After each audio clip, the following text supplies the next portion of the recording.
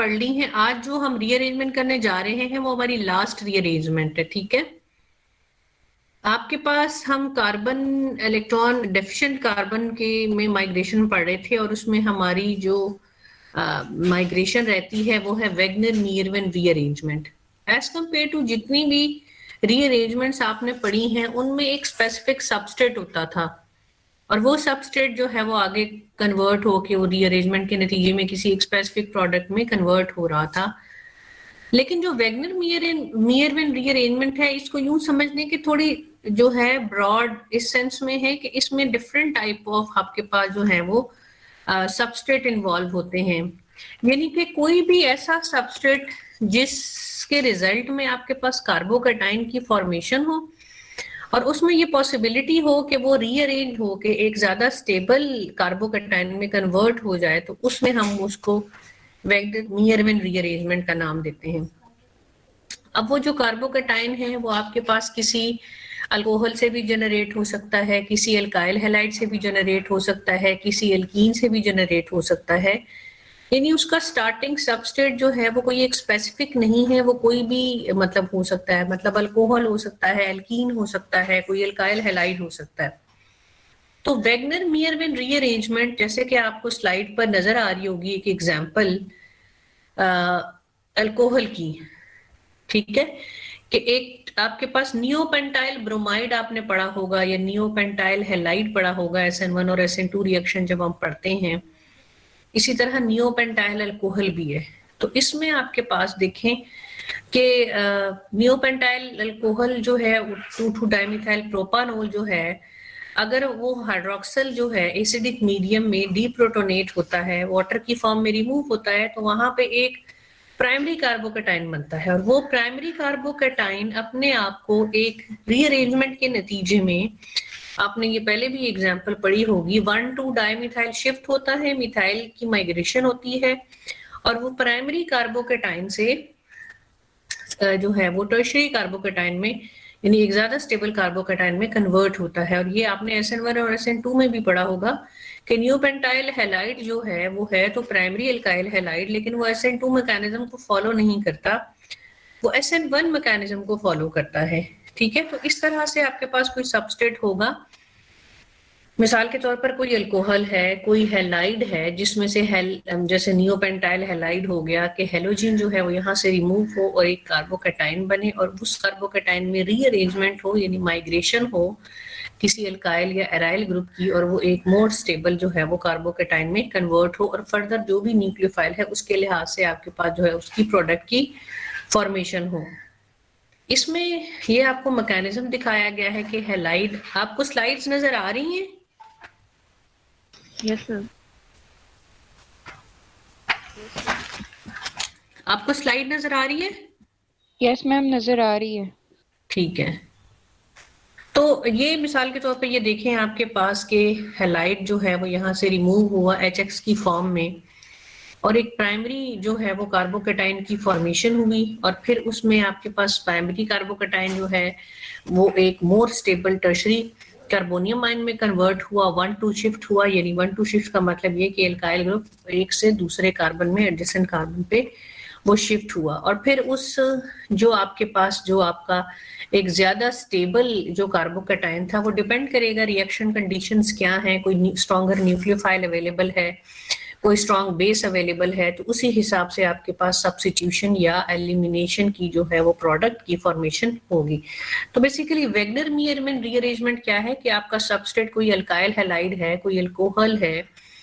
और कोई एल्कीन है, जिसमें आपके पास अल्कोहल और एल्कीन के केस में प्रोटोनेशन आप करेंगे, वाटर की रिमूवल होगी, और एल्कीन में हाइड्रोजन एंड डबल बॉन्ड में ऐड होगा,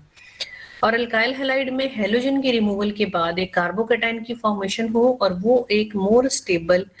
जो है वो कार्बोकैटाइन में कन्वर्ट हो, और फर्दर फिर उसकी depending upon the availability of the reaction conditions के क्या रिएजेंट्स अवेलेबल हैं, कोई न्यूक्लियोफाइल है, कोई बेस है, तो वो अपनी एक जो है वो पर्टिकुलर प्रोडक्ट दे। तो जो मतलब वेगनर मीयरविन रीअरेंजमेंट जो है वो क्या है कि उसमें जनरेशन होती है कार्बोकैटाइन की, और उसके बाद जो है आपके पास 1-2 शिफ्ट होता है कार्बन टू कार्बन किसी अल्काइल ग्रुप का, और उसके रिजल्ट में एक नया जो है वो कार्बोकैटाइन उसकी फॉर्मेशन होती है आपके पास। तो ये जनरल अगर हम कहें तो ये मेयरविन वैगनर मेयरविन रीअरेंजमेंट है आपके पास कि एक्स आपके पास कोई अल्कोहल है, कोई हैलाइड है, तो उसमें आप एसिड उसमें डालते हैं या सॉल्वेंट की मौजूदगी में वो रिमूव होता है, एक लेस स्टेबल कार्बोकैटाइन बनता है,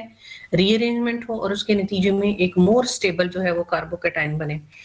अब या तो स्ट्रॉन्गर बेस अगर है तो सब जैसे आपके पास SN1 जब SN रिएक्शन आपने पढ़े और एलिमिनेशन पढ़े तो एक कंपटीशन होता है ना कि एलिमिनेशन की प्रोडक्ट बनेगी या सब्स्टिट्यूशन की प्रोडक्ट बनेगी, उस हिसाब से ये आपके पास जो है प्रोडक्ट फर्दर जो है उसकी बनेगी। तो आपके पास यहाँ पे हाइड्रोजन का शिफ्ट भी हो सकता है, हाइड्राइड शिफ्ट भी हो सकता है, शिफ्ट करने वाला ग्रुप कोई अल्काइल भी हो सकता है और शिफ्ट करने वाला ग्रुप कोई जो है वो अराइल भी हो सकता है। ये डिपेंड करेगा डिफरेंट रिएक्शंस के ऊपर कि माइग्रेटिंग ग्रुप क्या है, वो कोई हाइड्राइड है, वो कोई अल्काइल है या वो कोई अराइल है, और उसके पीछे ड्राइविंग फोर्स क्या है कि जो बनने वाली जो प्रोडक्ट है या जो आपका है वो आपके पास ज्यादा स्टेबल जो है वो बने, उसकी फॉर्मेशन हो, चाहे वो अल्कीन बन रही है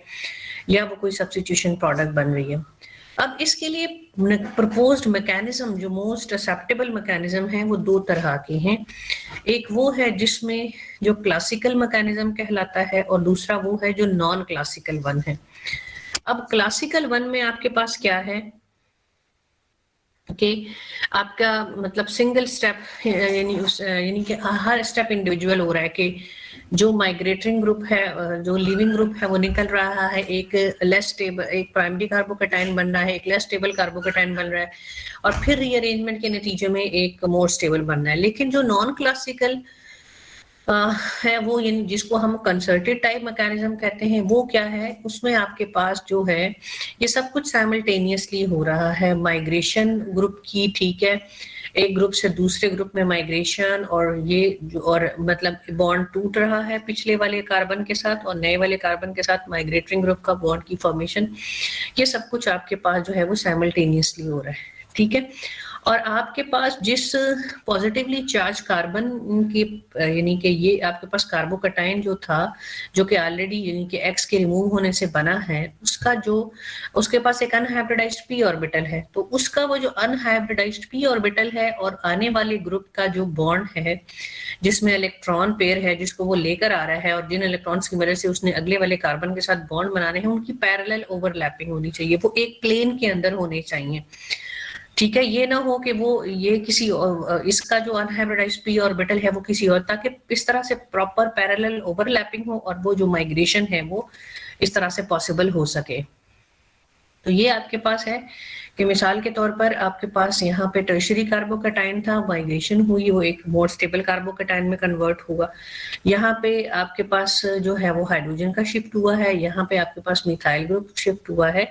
और ये आपको वो कंसर्टेड टाइप मैकेनिज्म दिखाया गया है जो मोस्ट मतलब ये दोनों मैकेनिज्म कंसिडर किए जाते हैं, लेकिन इसमें जो मोस्ट एक्सेप्टेबल यानी जो ज्यादा वो है, चूंकि जो माइग्रेटिंग ग्रुप है उसकी कॉन्फ़िगरेशन भी रिटेन रहती है और आप ये बात जानते हैं, वो इसलिए रहती है कि वो बॉन्ड उसका टूटता नहीं है, वो जस्ट हमने ये पढ़ा था बिल्कुल स्टार्ट वाली एक माइग्रेशन में कि स्लिप होता है कि वो उसकी जो ओरिएंटेशन है 3 डायमेंशनल स्पेस के अंदर वो बिल्कुल चेंज नहीं होती, बस स्लिप इसका जो बॉन्ड इसने इस के साथ बनाया होता है वो स्लिप करके आपके पास दूसरे वाले उसके साथ शिफ्ट हो जाता है, जिसकी वजह से जो उसकी 3 डायमेंशनल ओरिएंटेशन है वो चेंज नहीं होती। तो उसके रिटेंशन ऑफ कॉन्फ़िगरेशन अगर आप देखते हैं तो आपको नॉन क्लासिकल यानी जो कंसर्टेड टाइप मैकेनिज्म है वो ज्यादा फेवरेबल लगता है। लेकिन जाहिर है अगर ये वाला मैकेनिज्म भी प्रपोज हुआ है तो कुछ ऐसे एविडेंसेस आपके पास होंगी जिसकी बेसिस पर इसको भी और इन दोनों को जो है वो इसके लिए कंसिडर किया जाता है कि ये दोनों जो है वो अडॉप्ट हो सकते हैं आपके पास, ठीक है। तो अब ये आपके पास डिफरेंट एग्जांपल्स हैं। फॉर एग्जांपल आपके पास अल्काइल हैलाइड है, ठीक है, तो अल्काइल हैलाइड को आप किसी लिविक एसिड के साथ की मौजूदगी में ट्रीट करवाते हो तो किस तरह से, यानी अगर आप ये ये सिंपल प्राइमरी अल्काइल हैलाइड था, उसको आपने Lb एल्यूमिनियम ब्रोमाइड के साथ वो किया तो आपके पास ये वाली प्रोडक्ट बनी। अब ये कैसे बनी कि जब Br यहाँ से निकला तो एक प्राइमरी कार्बोकैटायन एक लेस स्टेबल कार्बोकैटायन था, हाइड्राइड शिफ्ट हुआ आपके पास यहाँ पे और एक वो मोर स्टेबल जो है वो कार्बोकैटायन में कन्वर्ट हो गया और उसी हिसाब से फिर आपके पास प्रोडक्ट जो है वो आ गई। सो बेसिकल थीम हमारा इस रीअरेंजमेंट का क्या है कि हमारे पास एक लेस स्टेबल कार्बोकैटायन हमारे पास एक मोर स्टेबल कार्बोकैटायन में कन्वर्ट हो रहा है, या एक लेस स्टेबल प्रोडक्ट जो है जो गिवन रिएक्शन कंडीशंस हैं उनके मुताबिक एक मोर स्टेबल जो है वो प्रोडक्ट में कन्वर्ट हो रही है। मिसाल के तौर पर मेनली हम ये देखेंगे कि प्राइमरी सेकेंडरी में या प्राइमरी टर्शरी में या सेकेंडरी टर्शरी में कन्वर्ट हो रहा है, या बाजू का इस तरह से है कि एक ज्यादा स्टेबल आपके पास जो है वो प्रोडक्ट है। यही बेसिकली ड्राइविंग फोर्स है इस रिएक्शन का कि आप एक लेस स्टेबल इंटरमीडिएट से एक मोर स्टेबल इंटरमीडिएट कार्बोकैटायन में उसको माइग्रेशन के रिजल्ट में शिफ्ट कर रहे हैं। जैसे कि आपके पास यहाँ पे डिफरेंट एग्जांपल्स हैं कि यहाँ पे आप देखें कि ये वाला, इसमें ये वाले कार्बन ऑलरेडी 2 कार्बन के साथ अटैच था, ये भी इधर यही था, लेकिन चूंकि अगर यहाँ पे माइग्रेशन होगी और ये पॉजिटिव चार्ज इस पर आएगा तो ये ज्यादा स्टेबल कार्बोकैटायन है। क्यों? क्योंकि वो आपके पास एक ऐसे सिस्टम के साथ अटैच हो जाएगा जिसके अंदर ये पॉजिटिव चार्ज डीलोकलाइज होगा और वो ज्यादा जो है वो स्टेबल आपके पास इंटरमीडिएट जो है वो होगा। तो बाज़ ये होता है कि मतलब वो टाइप ऑफ जो कार्बोकैटायन है वो भी शायद चेंज ना हो, लेकिन उसके सेम ही रहे, लेकिन उसके रिजल्ट में जो आपके पास इंटरमीडिएट बनेगा वो ज्यादा जो है वो स्टेबल बनेगा और जो प्रोडक्ट होगी उसके रिजल्ट में ज्यादा स्टेबल होगी। बाज़ औक़ात ये होता है कि आपके पास कुछ होता तो बहुत रेयर है, लेकिन बीच में कुछ जो है, मैंने कहा कि हमारा फोकस जो है कि वो बनने वाली जो प्रोडक्ट है दैट इज मतलब एनर्जी के लिहाज से वो ज्यादा स्टेबल हो। तो बाज़ औक़ात आपके पास रिएक्शन के अंदर कोई ऐसा इंटरमीडिएट भी बन रहा होता है जो बहुत ज्यादा लेस स्टेबल होता है, लेकिन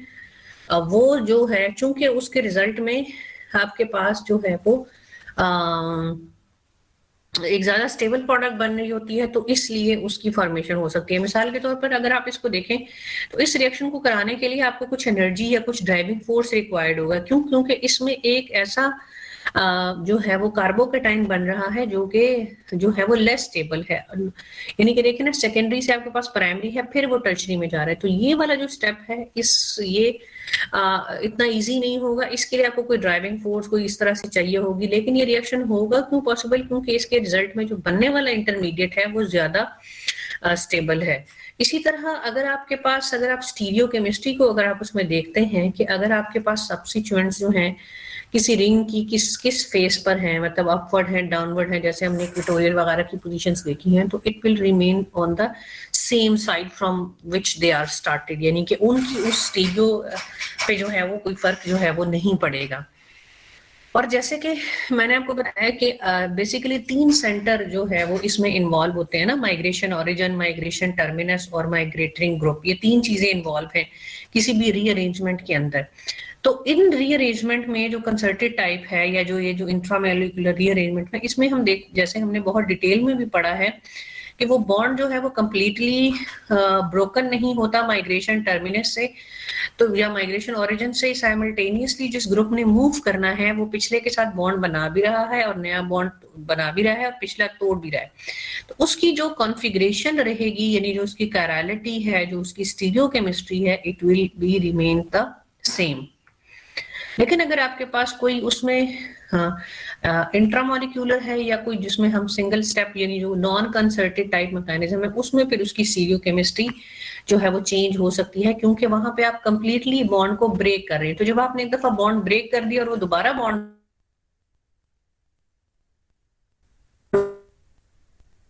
बने जो है वो ओरिएंटेशन जो है वो ना हो। अच्छा, तो इसमें थोड़ा सा उसके मैकेनिज्म पे दोबारा से है डिस्कशन कि स्टेप वाइज है या वो नॉन क्लासिकल या ट्रांजिशन स्टेट या कंसर्टेड टाइप है। कि अगर आपके पास ये इनकी लिविंग ग्रुप आपका कोई अल्कोहल है, कोई हैलाइड है, कोई भी आपके पास यहाँ पे वो ग्रुप अटैच है, तो वो यहाँ से निकल के उसको कार्बोकैटायन में कन्वर्ट कर रहा है, ठीक है। और यहाँ पे वो इस तरह से इंटरमीडिएट बन रहा है। तो अगर आपके पास स्टेप वाइज या मैकेनिज्म है तो उसमें जो अगर स्टीरियो केमिस्ट्री इन्वॉल्व है तो जैसे मैंने अभी पिछली स्लाइड पे आपको बताया है, तो उसमें लॉस होने के वो चांसेस हैं कि वो लॉस हो जाएगी, ठीक है, क्योंकि एक बॉन्ड टूट गया है। अब वो दोबारा उस न्यूक्लियोफाइल ने अगर आगे अटैक करना है, या वो जो लीविंग ग्रुप है, वो आपका जो माइग्रेटरिंग ग्रुप है, तो उसमें कंप्लीटली अगर बॉन्ड की ब्रेकेज आ रही है तो उसमें आपके पास स्टीरियोकेमिस्ट्री चेंज मतलब हो सकती है, लॉस्ट हो सकती है। लेकिन अगर आपके पास कंसर्टेड टाइप मैकेनिज्म है तो उसमें ये पॉसिबिलिटी होगी कि माइग्रेटरिंग ग्रुप की तो सेम रहेगी, लेकिन जो माइग्रेशन ओरिजिन या टर्मिनस में अगर स्टीरियो केमिस्ट्री इन्वॉल्व है तो उसमें इन्वर्शन होगी, बिल्कुल वैसे ही जैसे आप इसको SN2 और SN1। इस चीज को समझने के लिए आप जरा SN1 और SN2 वाले टॉपिक को पढ़िएगा कि उसमें किस तरह से स्टीरियो केमिस्ट्री जो है वो चेंज होती है, कि SN1 में क्या होता है कि जो प्रोडक्ट बनती है वो क्या है, और SN2 के केस में इन्वर्शन ऑफ कॉन्फ़िगरेशन जो है किस तरह से होती है। तो आपके पास जो है हम ये कहते हैं कि जो यूजुअली जो ये रीअरेंजमेंट है इसमें बॉन्ड ब्रेकिंग नहीं हो रही, उसमें एट द सेम टाइम दोनों वो हो रहे हैं। माइग्रेटरिंग ग्रुप के लिहाज से मैं ये बात कर रही हूँ कि फॉर एग्जांपल आपके पास ये एक अमाइन था, अब यहाँ आपने डायजोटाइजेशन कराई और उसके नतीजे में ये डायजोनियम आयन में कन्वर्ट हुआ, वहां से नाइट्रोजन को आप रिमूव किया आपने और आपके पास एक कार्बोकैटायन की फॉर्मेशन हुई। तो जो आपका माइग्रेटरिंग ग्रुप था, यानी ये वाला जो ग्रुप था ये माइग्रेट करके इस कार्बन पे आया था, उसको एक मोर स्टेबल कार्बन कार्बोकैटायन में कन्वर्ट करने के लिए, तो उसकी जो कॉन्फ़िगरेशन थी, जो उसकी स्टीरियो केमिस्ट्री थी, वो जो है वो रिटेन रही। अब अगर आपके पास कोई चेयर कन्फर्मेशन या कोई साइक्लिक सिस्टम इस तरह से आते हैं तो जो है वो रीअरेंजमेंट जो स्टीरियो स्पेसिफिक है, स्टीरियो स्पेसिफिक का मतलब ये है कि एक स्पेसिफिक आइसोमर आपके पास एक स्पेसिफिक प्रोडक्ट आपको दे रहा है, आइसोमर दे रहा है, और उसमें ये होगा कि जो माइग्रेटरिंग ग्रुप होगा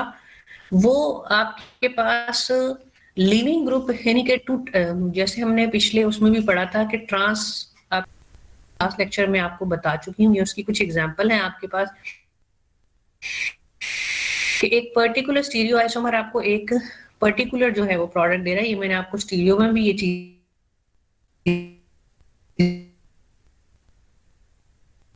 है कि इसका थोड़ा सा यहाँ पे इन स्लाइड्स को डालने का मकसद ये था कि वो आपकी थोड़ी सी रिवीजन हो जाएगी। जो मैं आपको कह रही थी ना कि SN1 और SN2 की स्टीरियो भी जरा थोड़ा सा जाके आप पढ़ लें,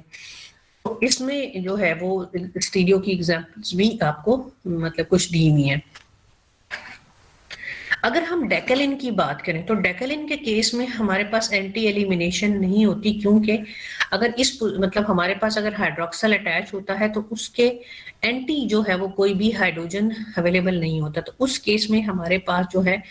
बिल्कुल ये वैसे ही है जैसे आपने पिछले उसमें 2 साइक्लिक वो पढ़ी थी ना, कि जिसमें अगर ट्रांस में कोई हाइड्रोजन नहीं था या ट्रांस में कोई एल्काइल ग्रुप नहीं था तो वो रिंग कॉन्ट्रैक्शन हो रही थी। तो इसी तरह जो ट्रांस डेकेलिन है, हाइड्रोक्सल के एंटी पोजीशन पे कोई हाइड्रोजन नहीं होता, तो यहाँ से आपका जो ग्रुप होता है कार्बन टू कार्बन जो बॉन्ड है वो माइग्रेट करता है और एक वो जो है रिंग की उसमें कंट्रैक्शन जो है वो आपके पास होती है। अब ये इतना इजी नहीं होगा क्योंकि जाहिर है एक 6 मेंबर रिंग को आप 5 मेंबर रिंग में कन्वर्ट कर रहे हो, तो यहाँ पे आपको एनर्जी यानी कि की रिक्वायरमेंट जो है वो होगी। ये नहीं है कि रूम टेम्परेचर पे ऐसे ही जो है ये रिएक्शन आपके पास हो जाएगा। अब डिफरेंट आपके पास वेज हैं कि किस किस तरह से आप कार्बोकैटायन जनरेट कर सकते हैं। हैलाइड के साथ आप किस तरह जनरेट कर सकते हैं, सिल्वर नाइट्रेट के साथ उसका रिएक्शन करा दो तो आपके पास जो है उसमें जनरेशन हो सकती है कार्बोकैटायन की, ठीक है। अल्कोहल से जनरेशन कैसे होगी आपके पास कि अल्कोहल का आप किसी प्रोटिक एसिड के साथ रिएक्शन करवा दो तो आपके पास कैटायन की जनरेशन हो सकती है। अमाइंस में से अमाइन की आप डायजोटाइजेशन करा लें, डायजोटाइजेशन जैसे अभी आपने एक रिएक्शन पढ़ा तो वहां से आपके पास कार्बोकैटायन की जनरेशन हो सकती है। अल्कीन से कैसे होगी कि उसमें भी कोई एसिड जो है वो प्रोटिक एसिड डाल दें तो उससे। तो ये सारे किन किन तरीकों से किन कहाँ ये रीअरेंजमेंट हो सकती है, हैलाइड से हो सकती है, अल्कोहल से हो सकती है, अमाइन से हो सकती है, अल्कीन से हो सकती है, कि जहां जहां किस तरह से आप कार्बोकैटायन की जनरेशन करें। तो कौन कौन से रिएक्शंस में अभी तक जो हमने देखे उसमें हम ये मैग्नेट रीअरेंजमेंट पढ़े हैं। इसमें हम addition of electrophilic addition of alkenes है, यानी कि कोई भी इलेक्ट्रोफाइल आप अल्कीन में ऐड कर रहे हैं, मिसाल के तौर पे वो हाइड्रोजन आयन है तो वहां पे कार्बोकैटायन जनरेशन हो रही है, या न्यूक्लियोफिलिक सब्स्टिट्यूशन है, या एलिमिनेशन है, या फ्रीडल-क्राफ्ट अल्काइलेशन रिएक्शन वगैरह है, जिसमें ये आपके पास इन्वॉल्व हो सकती है। मिसाल के तौर पे न्यूक्लियोफिलिक सब्स्टिट्यूशन है, आपके पास अमाइन है, डायजोटाइजेशन की आपने अमाइन की, वहां से वो नाइट्रोजन की फॉर्म में रिमूव हुआ, तो पीछे आपके पास एक कार्बोकैटायन बन गया। उस कार्बोकैटायन में माइग्रेशन हुई और वो फर्दर आपकी जो है उसने प्रोडक्ट बना दिया। वो डिपेंड करेगा, मैंने आपको जैसे पहले बताया, रिएक्शन कंडीशन पे। जैसे न्यूक्लियोफिलिक और एलिमिनेशन रिएक्शन में कंपटीशन है आपके पास कि न्यूक्लियोफाइल एज अ न्यूक्लियोफाइल वो ज्यादा स्ट्रॉन्गर है या एज अ बेस ज्यादा स्ट्रॉन्गर है, तो इसी हिसाब से डिपेंड करेगा कि रिएक्शन के अंदर कंडीशंस क्या हैं, उसी हिसाब से फिर वो न्यूक्लियोफिलिक या एलिमिनेशन वाली प्रोडक्ट आपके पास जो है उसकी फॉर्मेशन होगी। इसी तरह सेम यही अमाइंस है, डायजोटाइजेशन कराई, नाइट्रोजन का रिमूवल हुआ, प्राइमरी कार्बोकैटायन एक सेकेंडरी कार्बोकैटायन में कन्वर्ट हुआ और न्यूक्लियोफिलिक सब्स्टिट्यूशन रिएक्शन हुआ। यानी आपको पता ही है कि जहां सब्स्टिट्यूशन के साथ साथ एलिमिनेशन रिएक्शन का एक प्रॉब्लम यही होता है कि अगर एलिमिनेशन कराओ या सब्स्टिट्यूशन कराओ तो साइड में आपके पास ये दूसरी एलिमिनेशन वाली या सब्स्टिट्यूशन वाली प्रोडक्ट बनती है, इसलिए यहाँ पे ये दोनों प्रोडक्ट्स बनी हुई। डोमिनेंट कौन सी प्रोडक्ट होगी, किसकी कंसंट्रेशन ज्यादा होगी, वो डिपेंड करेगा कि रिएक्शन कंडीशंस सब्स्टिट्यूशन को फेवर कर रही है या एलिमिनेशन को। दोनों को फेवर कर रही है तो फिर 50-50% पॉसिबिलिटी आपके पास होगी। अब ये सारी डायजोटाइजेशन वाली एग्जांपल ही है, जैसे यहाँ पे देखें NH2 है, डायजोटाइजेशन कराई, फिर आपके पास एक कार्बोकैटायन बना और उसको आपने एक मोर स्टेबल कार्बोकैटायन में कन्वर्ट किया, तो फिर सब्स्टिट्यूशन की प्रोडक्ट भी आपको दिखाई गई है और एलिमिनेशन की भी। इसी तरह ये सारी एग्जांपल्स हैं जिसमें आपको डिफरेंट यानी बताया गया है। यहाँ पे हो सिर्फ वही रहा, डायजोटाइजेशन हो रही है, कार्बोकैटायन की फॉर्मेशन हो रही है। अब ये डिपेंड करे, अब यहाँ पे देखो 4 प्रोडक्ट्स की पॉसिबिलिटी है कि सिंपल आपके पास कोई रीअरेंजमेंट ना हो, ये ठीक है, और आप के पास वो सब्स्टिट्यूशन और एलिमिनेशन हो जाए। और दूसरा आपके पास, अगर आपके पास इसमें होती है मतलब रीअरेंजमेंट होती है तो वो 4 मेंबर से एक 5 मेंबर रिंग में कन्वर्ट होगा और उसमें फिर सब्स्टिट्यूशन और एलिमिनेशन आपको दिखाई गई है। तो इसमें यानी कि ये वो प्रोडक्ट है जो विदाउट रीअरेंजमेंट की पॉसिबिलिटी दिखाएगी, और अगर रीअरेंजमेंट होगी तो ये वाली जो है वो प्रोडक्ट की फॉर्मेशन होगी। इसमें ड्राइविंग फोर्स क्या है, क्योंकि 4 मेंबर से वो 5th मेंबर रिंग में कन्वर्ट कर रहा है, तो इसलिए यहाँ पे रीअरेंजमेंट की पॉसिबिलिटी आपके पास मौजूद है कि हो सकती है इजीली। तो ये अब डिफरेंट एक आपके पास ये वही वाला है जो हम ऑलरेडी पढ़ चुके हैं। पहली एग्जांपल वो थी जिसमें हमने अल्कोहल को लिया था, तो इसमें आपके पास जो है वो इवन एलिमिनेशन जो है वो आपको यहाँ पे दिखाई गई है कि किस तरह से वो प्रोडक्ट बनेंगी। फ्रीडल-क्राफ्ट अल्काइलेशन में क्या है, मिसाल के तौर पर कोई एल्काइल हैलाइड है, उसका लेविस एसिड के साथ रिएक्शन है, तो उसके रिजल्ट में आपके पास लेस स्टेबल कार्बोकैटायन बना, उसको आपने एक मोर स्टेबल कार्बोकैटायन में कन्वर्ट किया और फिर आपके पास सब्स्टिट्यूशन रिएक्शन हो गया। तो ये आपके पास जो है फ्रीडल-क्राफ्ट अल्काइलेशन में मेयरमैन रीअरेंजमेंट जो है वो दिखाई गई है। इसी तरह ये आपके पास जो है एक और रिएक्शन है, यहाँ पे आपने उसको लेविस एसिड को के साथ ट्रीट किया अल्काइल हैलाइड को, यहाँ पे आप अल्काइल हैलाइड को रिमूव करने का और कार्बोकैटायन बनाने का एक तरीका जो मैंने पिछली स्लाइड में बताया क्या है कि सिल्वर नाइट्रेट के साथ उसका रिएक्शन करा दो। सिल्वर नाइट्रेट उसको AgI की फॉर्म में कन्वर्ट कर देगा और एक के पास जो है ना वो एक कार्बोकैटायन की फॉर्मेशन हो जाएगी और फिर फर्दर उसमें रीअरेंजमेंट होगी और आपके पास रीअरेंजमेंट प्रोडक्ट आ रही है। ये इस वाले का दोबारा आपको मैकेनिज्म शो करवाया गया है। तो ये डिफरेंट मतलब अब अल्काइल हैलाइड किन किन कंडीशंस पे आप अल्काइल हैलाइड में से किस किस तरह से कार्बोकैटायन जनरेट कर रहे हो, उसमें रीअरेंजमेंट, और फिर आपके पास जो है वो पर्टिकुलर प्रोडक्ट जो है वो किस तरह से बन रही है। एडिशन रिएक्शन यानी कि अभी अल्कीन्स में हमने देखा कि अगर हम अल्कीन के अंदर कोई इलेक्ट्रोफाइल ऐड कर दें, मिसाल के तौर पर सल्फ्यूरिक एसिड कोई एसिड ऐड करें, तो हाइड्रोजन आयन जाहिर है as an electrophile double bond के अंदर ऐड होगा और आपके पास उसी हिसाब से वो रीअरेंजमेंट अगर होती है तो वो प्रोडक्ट देगा। अब आपको पता है ना मार्कोनिकॉफ और एंटी मार्कोनिकॉफ कौन का किस तरफ वो ऐड होगा, किस तरफ वो नहीं ऐड होगा हाइड्रोजन आयन जाके, तो इस हिसाब से ये प्रोडक्ट आपको जो है वो दिखाई गई है। ठीक है, इसी तरह से ये वो एडिशन ऑफ हाइड्रोजन आयन मतलब है अल्कीन के अंदर किस तरह कार्बोकैटायन जनरेट होगा और फिर उसकी रीअरेंजमेंट होगी।